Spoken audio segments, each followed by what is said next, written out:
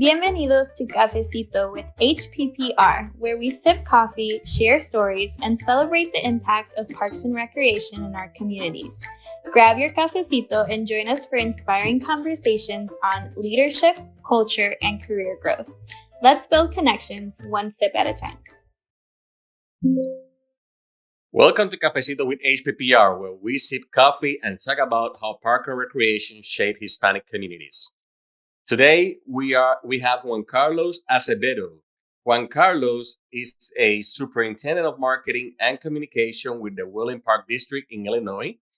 And also, he is a PhD candidate with the University of Illinois at Urbana-Champaign University in recreation administration. And last but not least, he's also one of the HPPR board members since our foundation. Welcome, Juan Carlos. Welcome to Cafecito with HPPR. Thank you. Thank you for having me here. Excited to be here. Great. So today we're going to be discussing academics versus practice in park recreation. How do we bridge theory and practice? And I have heard that you have a lot of experience on those two things. Isn't that right? Oh yeah, it is. It's been a journey of about 20 years, and happy to be here and help anyone who is thinking about bridging back to academics, or if you're coming off academics, finishing school, or if, someone like me who was able to do both academics and practice at the same time, some of the challenges that I face, and also some of the benefits that I've been seeing along the way. Great. I'm sure that you have a lot of knowledge to share with us today.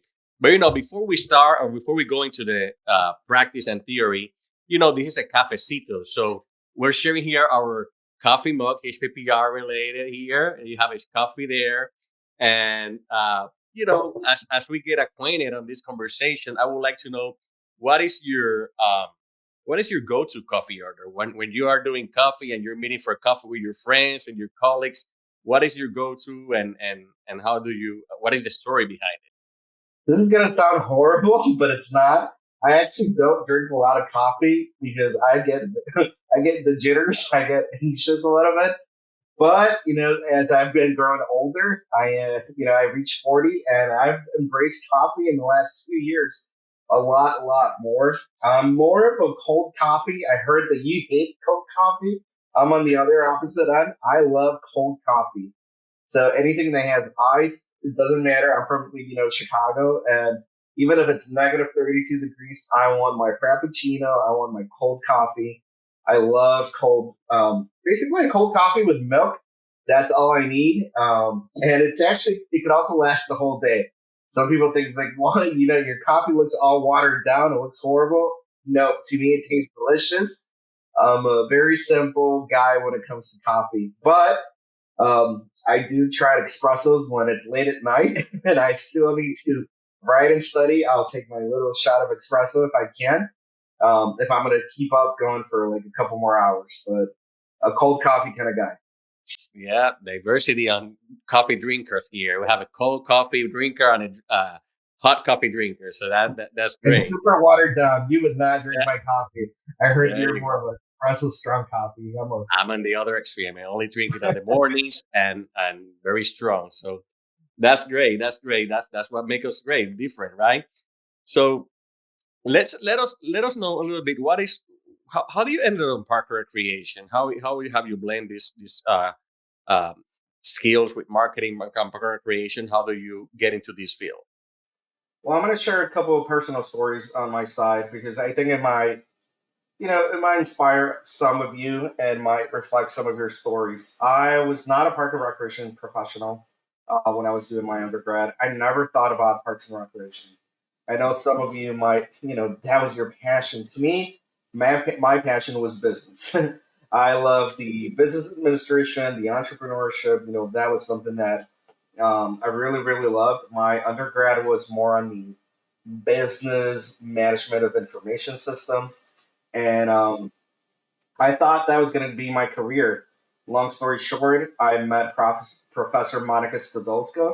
She is my mentor. I would say like my second mom because she has been, and we'll talk a little bit more about that relationship with a mentor. She was one of those that saw in me things that I did not even see in myself. when I was 20. She wrote an email and it was like, "Hey, do you want to work doing research in Parks and Recreation?" And to me, it's what was that? Like, what do you mean? Am I going to study trees? What am I going to do? No, and it ended up being interviewing people as they were in the parks. And it was very, very emotional because I was interviewing Hispanic families when they were in the parks and they had impressive stories. They were talking about, they were walking down the park because their families in Mexico or somewhere else and they were missing them. And some people were going through cancer treatment. Some people, there were so many stories, behind the interviews that I was like, oh, this is better than business. This is better. This is more. It was like I was walking down the parks and I switched careers. I did my master's in Parks and Recreation. I did my MBA, still like in the business side of things, and I was able to start working on my PhD again. Thank you to a lot of people who've been helping me. But that's what introduced me into Parks and Rec. Actually, going around parks and interviewing people, and I realized that I really love this career, and I really love what Parks and Recreation means to our community. Well, the beauty of our profession, one of them is that it's so broad that you can actually mix those two passions and those two interests, right? You can Of do course. administration within Parker Recreation and business within Parker Recreation. There's enough field to combine and nurture those passions. So that's glad to know, and it's great that story that you share. So now talking about academia and academics versus practice, we hear a lot of that. What are the other? How do they compare, contrast? What would you say that is this topic important for you? Why would you think that this is something that you can really provide perspective that is valuable to people? All right, so I'm gonna I'm gonna start this story. Put it this way: it was because of need. When I was going to college, I did not have the financial background where and when I say background, it's more like the resources to be able to go to college. I was the student who had to work full time to be able to go full time to school. So working and studying was not unknown to me. It was a matter of I have to work full time or I have to find as many jobs as I can to be able to support, my tuition. That actually became a huge benefit later on, but when I was going through undergrad and masters, that was hard, and that was one of those things that I would sleep very very late just to be able to finish homework. But I realized that I had a huge support system. And why does that matter to me and why am I here? Is because I know there's a lot of people thinking, hey, should I go back to school? And what is that going to mean with my family? Am I going to be able to go to school and pay for school? Am I able to feed my family? Am I even going to be financially stable? Vice versa, am I going to have enough time to study and read and learn everything I need to learn? And to me, that balance was hard, but it was possible because I had a great support system, and that support system was by design. That was not like something it happened out of the blue. It's something that I asked for help. I had meetings and I spoke about my challenges, and it's very very meaningful to me because if it wasn't for those people, if it wasn't for people who care about you and want to see you succeed, then this would not be possible. And I think part of the conversation that I want to have is, in a way, saying thank you to those people who have been able to help, but also how important it is to build a network as you're trying to build your career path, whether it be academics or whether it be practice. They overlap, and it is something that it is possible. And good. Well, speaking about them, do you have any childhood memories that perhaps where you think in retrospection, in hindsight, you say, well, it connects you with this journey that you eventually embark on it? Memories as a child, yeah, I've always been a curious guy. I've always been the data nerd.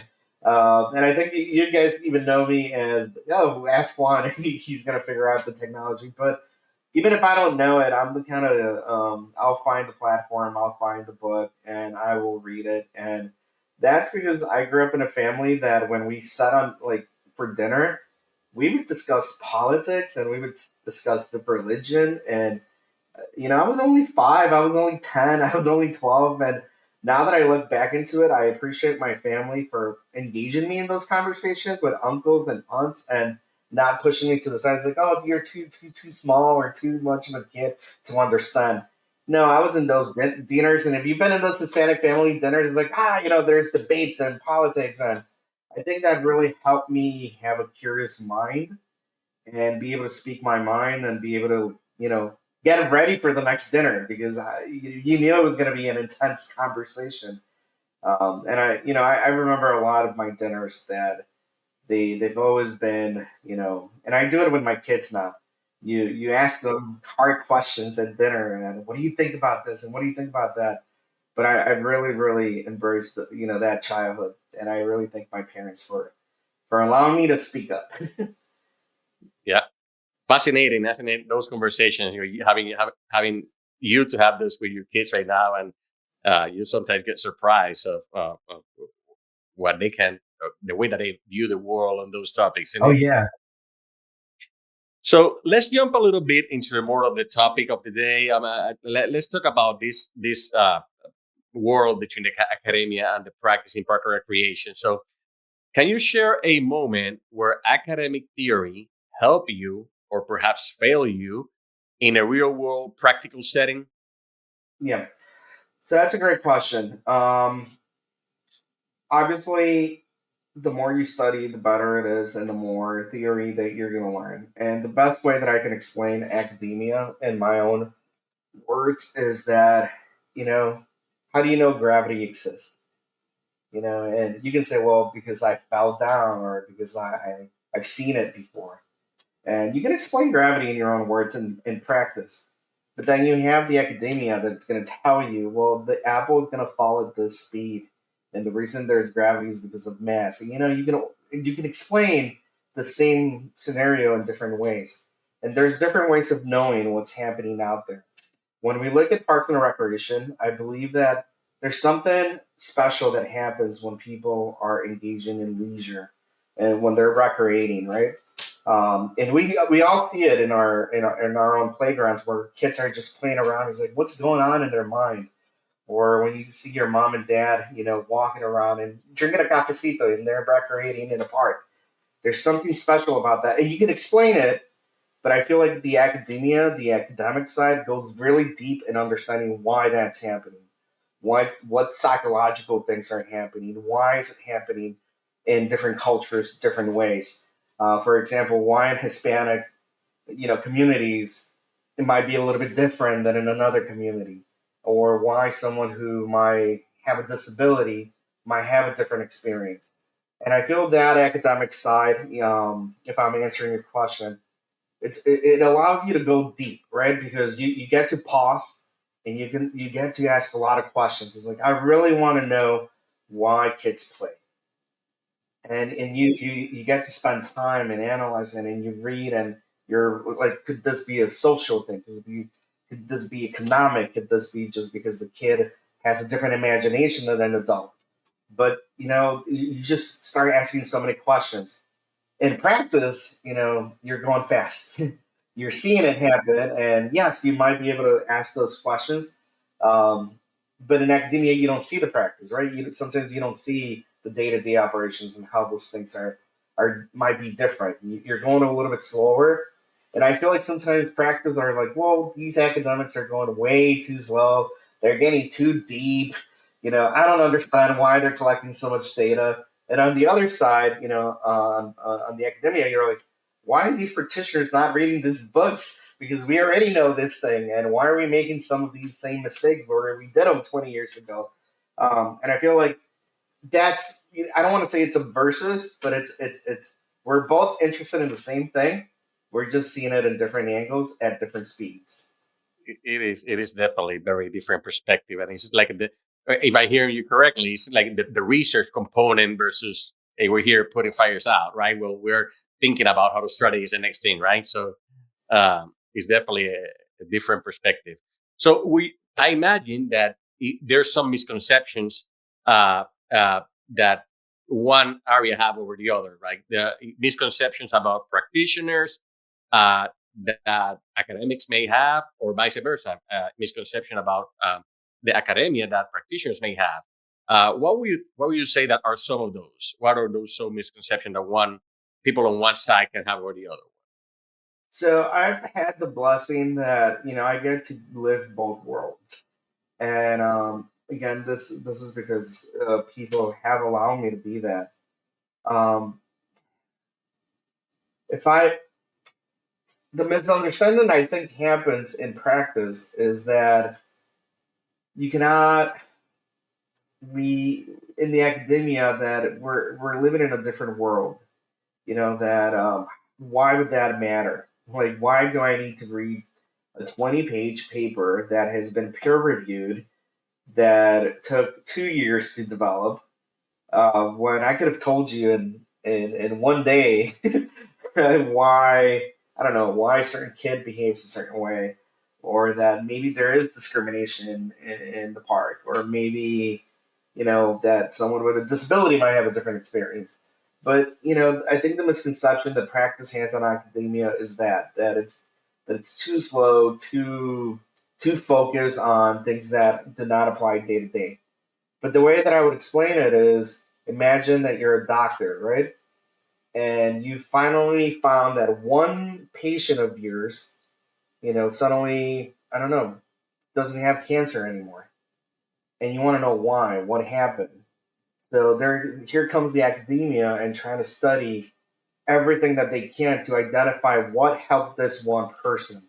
And let's say they figure it out. They're like, hey, this medicine or this therapy worked on this one person. What I feel could happen is that in practice, if we're not reading those papers, then they're going to keep doing their own things when in one case might be able to be generalized in some other ways. And we might be missing important information that does apply to us. We just have to use our imagination. How do we apply it in our own study? Could it be the therapy? Could it be the nutrition? So I feel like if we really want to embrace academia from a practice side, it's a matter of using our imagination on what's out there and how that could apply to something that I'm doing. How does that apply to a program that I'm creating? Or how can I remove some barriers for people? But you have to use that imagination. Academia, I don't think it's going to tell you, hey, Eric, this is exactly what you should do. They're just going to tell you, in this scenario, this is what happened. It is up to you to use it in your own ways and in your own communities. If I have a couple minutes, on the other side, I feel like academics can get very focused in their own studies that they forget what's happening in the real world and real world problems. And the studies might be going again a little bit too slow, and maybe we need more practical things right now. What's happening in our communities right now in the new political scenario? What's happening in with the new environment, or what's happening to our trees? Sometimes these problems need fast solutions, and academia might go a little bit too slow. So practitioners might have to solve these things on their own. For example, COVID happened so quickly, no one knew what to do. So practitioners had to solve things really, really quick. And academia is like a couple steps behind, saying like, "What happened 3 years ago?" you know, it's like, well, it would have been great to know this now, but yes. But I think that's the biggest misconception. Yeah, absolutely, absolutely. Thank you for sharing that. I think it's a very deep under way of looking at at both sides. So with that experience, what would you say is how can we design education to better prepare students for this messiness that is the real world application of that knowledge, in a job or on a real world scenario? So there's a couple of studies out there that have talked about how in Parks and Recreation there seems to be a decline in students who are interested in studying Parks and Recreation. And it's because sometimes they don't see how it quickly applies to their job. And I want us to think about, when's the last time you probably hired someone from Parks and Recreation? Or are you hiring people from economics or a teacher, from other fields? And I think sometimes if we're looking at Parks and Recreation, how we can get our students better prepared is to give them that life experiences as they're actually students. Again, I think a lot of times we're focused so much on on finishing the class and the coursework, but we forget to teach them real life experiences and how that is actually applied. So how do we bring them to create their own program? What if it fails? That's okay, right? It's okay to learn that a program might not go, even though in your mind it's like, oh, this is going to be the best program ever. Hey, maybe it was the money, maybe it was transportation. Letting them test things out that it's in their imaginations early on. I think we can set them up for success. The internships and opportunities for them to explore a lot of these things and go back to class, I think it's really, really meaningful. Lastly, it's up to us to go back to the classroom, right? When's the last time you've actually gone back to your university to say, hey, I want to do this professional day and talk about my experiences? Or going back to our high schools and our communities and go, hey, Parks and Recreation is a career that you can do, not only for summer camp as a camp counselor, but you can have a career and you can have like a living out of this career. But how do we help them say, hey, there's different levels, there's different certifications that you might be able to get, and help them through the process. I think there's a lot of work that we can do in our own communities, Hispanic communities, but in communities in general, to advocate for Parks and Recreation and help our students be better prepared when they're coming out to the field. Absolutely. And my on HPPR last year, we had the opportunity to go back to our alma mater with Edwin Rivera and kind of share this. And it is still a way long to go, ways to go on sharing that message and um, move around from each college or each area may put their attention in a specific area, which is teaching or which is, or could be other ways. But I don't think that a lot of time people realize the broadness of our field and how can we contribute to, expand that option to people in the physical education, kinesiology, or park and recreation, or all these dimensions that we have. So definitely a great way of seeing that. So, do you believe that practitioners should contribute more to the academic knowledge, or do you believe that academics should engage more with the industry, or is it truly a two-way street that both of them has to do more of both? Right? How do you see this? Definitely both. It's a two-way street, and I'll keep it simple here. Practitioners, yes, we need to help academics collect some of this data. Um, Sometimes we do our own surveys and we forget that hey, maybe a professor or a school might be able to use my community-wide survey to figure out some things, or maybe they might be able to add a couple questions along the way that would help both. Um, Vice versa, I feel like there's sometimes a lot of studies that we do in academia that we could definitely distribute a little bit better in practice. I know, for example, we I just finished the blueprint on marketing, and trying to find ways to distribute like the best marketing practices to the field has been hard. And every single time I meet someone, I'm like, "Hey, here's a blueprint that I created." It's sometimes hard as an academic sharing this with practitioners, unless you are a consulting group, right?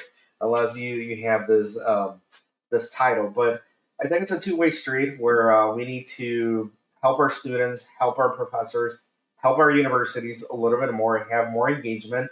Um, think about your own agencies. Do they have partnerships with your local colleges and universities?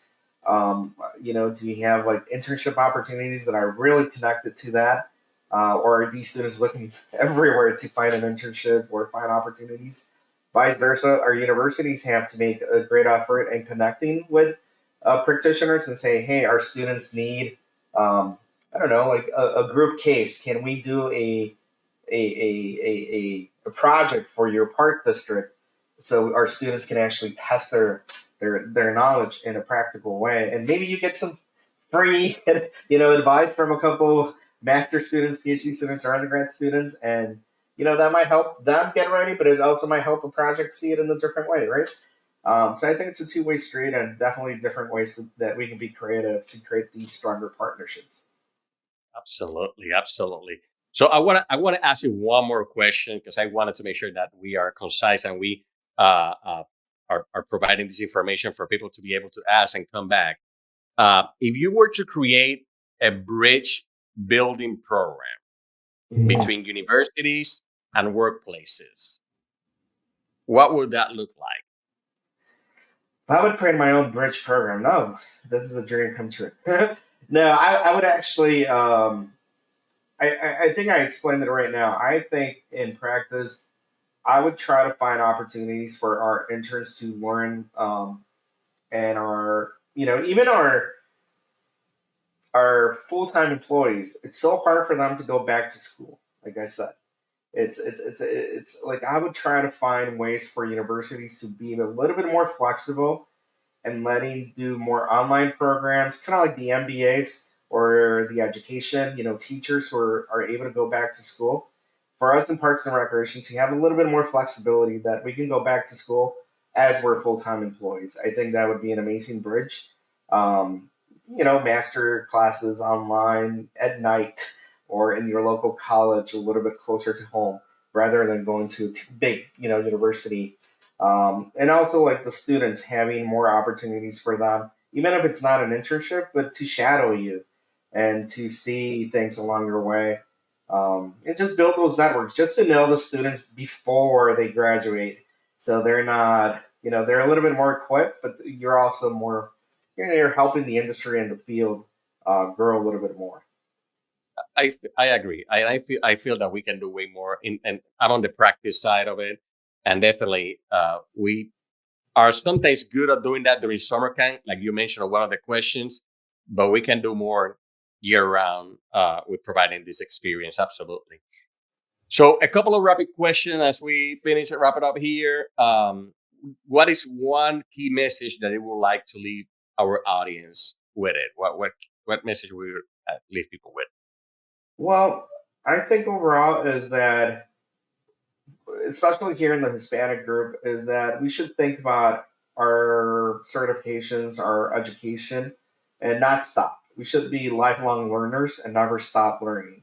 Our community needs a lot of help. Our students need a lot of help, and if we want to guide them through Parks and Recreation, and I think we need more leaders that want to give back to our communities and our colleges and our universities, and it would go a long way. But one key message is that we should be always lifelong learners and support each other from the academic to the practice because there's so much knowledge. I think we wrote an article a couple months ago, and we explained how Hispanics might be a little bit different, right? We might recreate slightly different. Watching baseball and soccer is meaningful to our culture. Our dinner times have different meaning, or when we go to the parks, it might be slightly different.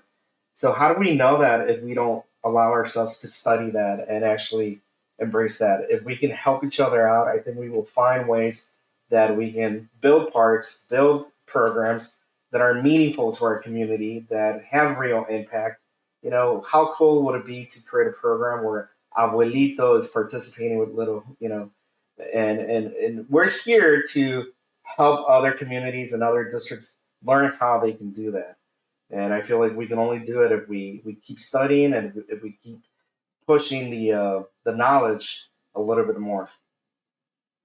And doing it the right way. I mean, the key that will help professionalize, this field and do it the right way. So definitely a lot of room to grow there. Where can people find about you? If somebody wants to connect with you about any of these topics, how can we connect with you, Juan Carlos? Well, best way is to shoot me an email. I'm putting the email down there, jacevedo@illinois.edu. But you can also find me on the HPPR online website, as you will find many other people who are, we're here in these podcasts. But just find me and just add me, shoot me an email or LinkedIn, multiple ways you can reach me. And I'm happy to connect with anyone. So everyone, thank you for joining us on Cafecito with HPPR. Don't forget to subscribe, leave a review, and share this episode. See you on the next time. See ya. Thank you for joining us on this Cafecito. We hope today's conversation gave you a little inspiration, connection, and community. If you want to learn more about how Hispanic professionals in park and recreation are making a difference and how you can get involved, visit us at hppr.online. Until next time, keep showing up, stay inspired, and don't forget to bring your whole self to the table. Nos vemos!